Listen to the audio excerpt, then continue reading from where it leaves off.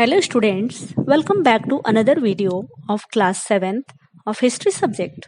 Today I am going over a brief tutorial of your fourth lesson in history, the Mughal Empire यानी मुगल साम्राज्य. Jahiruddin Muhammad Babur of Fargana defeated Ibrahim Lodi and founded the Mughal Empire in 1526. Zahiruddin Mohammad Babar ने, जो फरगना का सरदार था, फरगना तुर्की और Iran के क्षेत्रों के बीच का एक स्थान है, उसने इब्राहिम लोदी को हराया और 1526 में मुगल साम्राज्य की स्थापना भारत में की. He ruled from Agra. वह आगरा से शासन करता था. Who were the Mughals? Mughal कौन थे? Mughals were descended from their mother side from Genghis Khan Mongol and on his father side from Taimur Turk. Mughal के जो वंशज हैं वो चंगेज खां उनके माता की ओर से और पिता की ओर से तैमूर लंग के वंशज थे. And the Humayun succeeded Babur in 1530. Babur के बाद हुमायूं 1530 में मुगल साम्राज्य का बादशाह बना. इन 1540 after a battle of Kannauj he was overthrown by the Afghan chief Sher Shah. 1540 में कन्नौज के युद्ध में एक अफगान सरदार शेर शाह के द्वारा वह कन्नौज की लड़ाई में हार गया और वह यहाँ से वापस जाना पड़ा. Humayun restore Mughal rule in India in 1555. Bharat में पुनः वह अफगान सरदार शेर शाह की मृत्यु के बाद फिर से उसने 1555 में मुगल साम्राज्य की स्थापना किया. Sher Shah 1542-1545. Sher Shah, the founder of Sur dynasty, introduced an efficient land revenue system, built many roads and standardized coins, weight and measures. Sher Shah बहुत ही प्रसिद्ध शासक हुआ जो हुमायूं को हराकर कन्नौज की लड़ाई में 1540 में सूर वंश की स्थापना उसने की.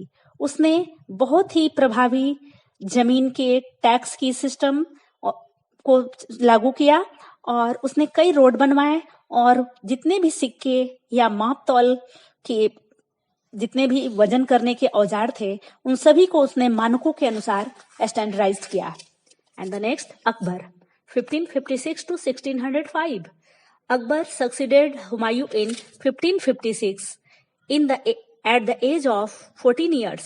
अकबर जब 14 साल का था तभी उसके पिता हुमायूं की मृत्यु हो गई और 1556 ईस्वी में उसने उत्तराधिकार प्राप्त किया. अकबर कैप्चर्ड चित्तौर इन 1568. अकबर ने 1568 ईस्वी में चित्तौर पर अधिकार किया. रणथंभौर इन 1569. 1569 ईस्वी में रणथंभौर को जीता. गुजरात, बंगाल, बिहार, उड़ीसा इन 1517. 1570 ईस्वी में उसने गुजरात, बंगाल, बिहार और उड़ीसा के भागों पर अधिकार कर लिया.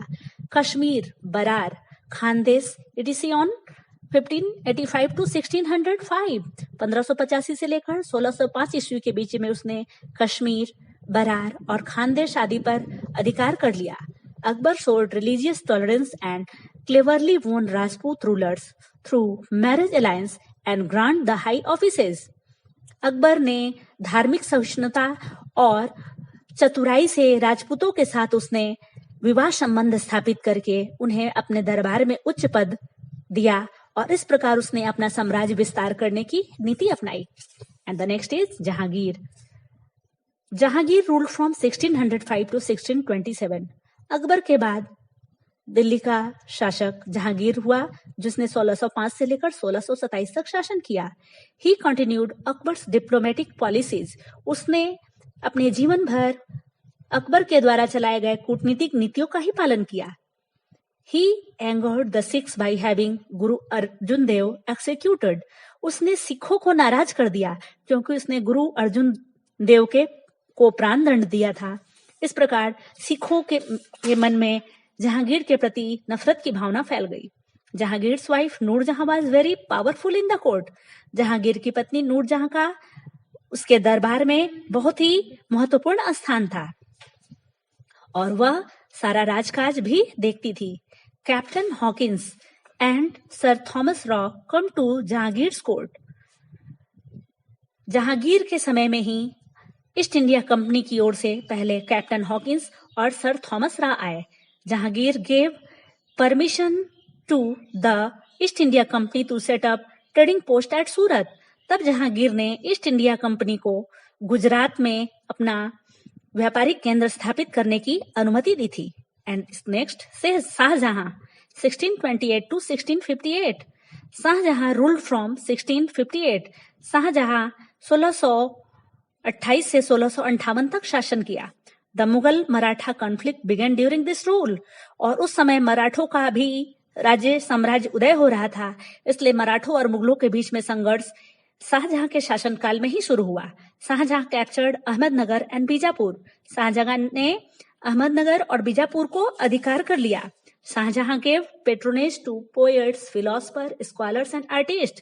शाहजहां कला का बहुत ही प्रेमी था और उसने अपने दरबार में कवियों, दार्शनिकों, विद्वानों और कलाकारों को संरक्षण दिया था. यानी उस समय कला और संस्कृति के क्षेत्र में सबसे उज्जवल समय था. The Taj Mahal was commissioned by Shah Jahan in 1631. Taj Mahal का निर्माण कार्य 1631 ईस्वी में शाहजहां के द्वारा शुरू किया गया. To be built in the memory of his wife Mumtaz Mahal.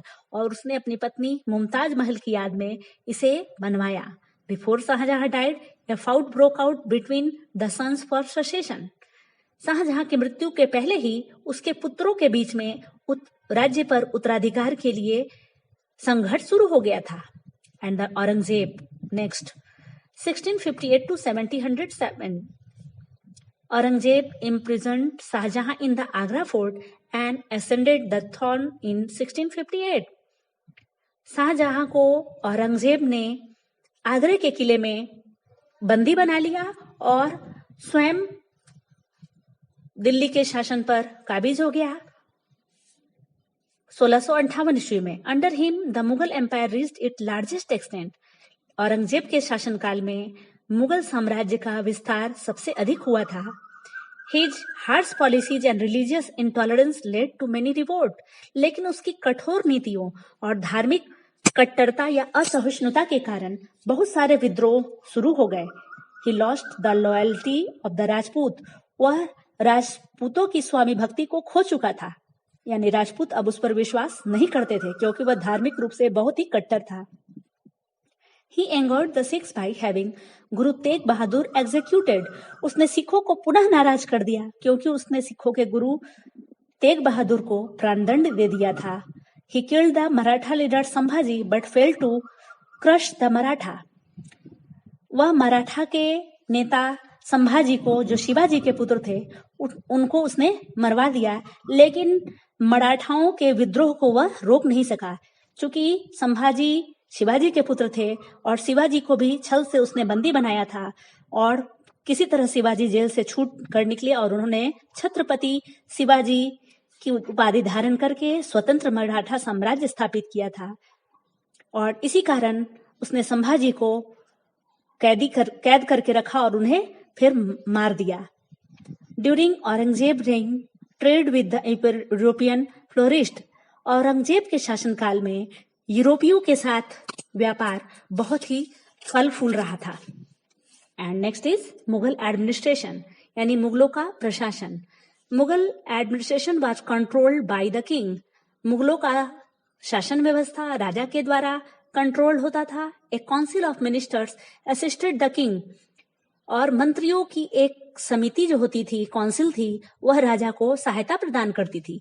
और बहुत प्रकार के मंत्री या वजीर नियुक्त किए जाते थे, जिनमें वकील प्राइम मिनिस्टर होते थे और दीवान या वजीर कर देने वाले मंत्री होते थे.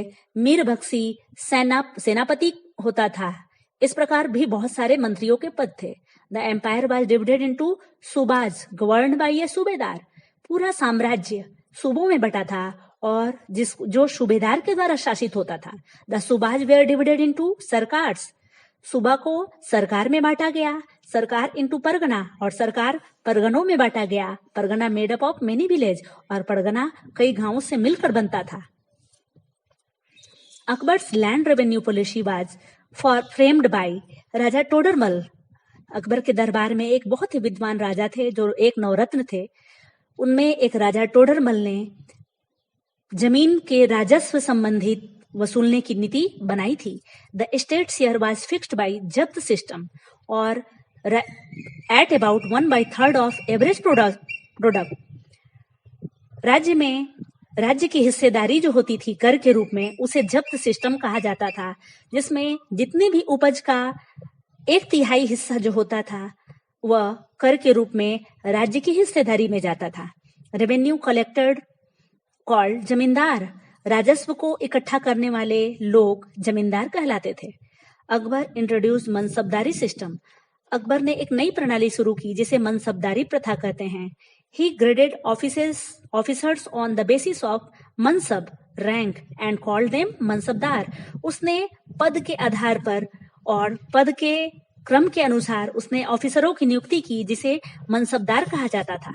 सम mansabdar were paid in cash but mansabdar generally received jagirs. कुछ मनसबदारों को वेतन नगद रुपए में दिया जाता था, जबकि ज्यादातर मनसबदारों को उन्हें जमीन जागीर के रूप में दी जाती थी। Akbar is known as Akbar the great with good reasons. Akbar को अकबर महान के नाम से जाना जाता है क्योंकि इसके कुछ अच्छे कारण थे। He built a vast empire using diplomacy instead of force wherever possible.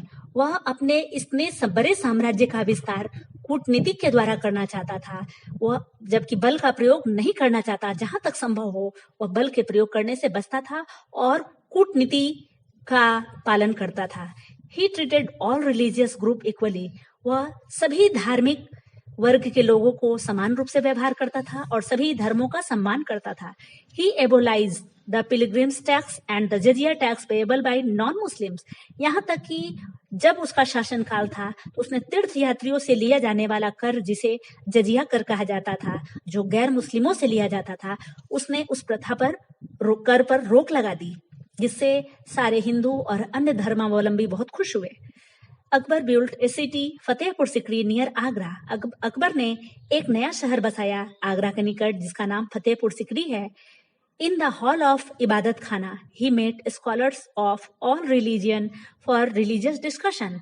और उसी फतेहपुर सिकरी के अंदर एक महल में इबादत खाना बनवाया, एक बहुत बड़ा भवन था जिसमें वह सभी धर्मों के विद्वानों से मिलता था और उनसे धार्मिक चर्चाएं करता था।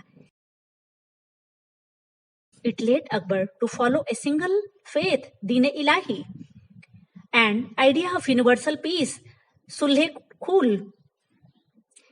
जब वह विद्वानों के साथ मिलकर धार्मिक चर्चाएं करता था तो इससे अकबर को एक नई दिशा मिली और उसने एक नए धर्म जिसमें केवल एक ही ईश्वर पर विश्वास किया जाता है, दीन इलाही का पालन करना और अनुसरण करना शुरू किया और उसने सर्वव्यापी शांति का विचार भी शुरू किया। Akbar promoted learning and patronized talent persons from all field। Akbar सभी शिक्षित पुरुषों, व्यक्तियों और प्रतिभावान व्यक्तियों को अपने दरबार में संरक्षण देता था। The 9 James एडॉर्न Akbar court.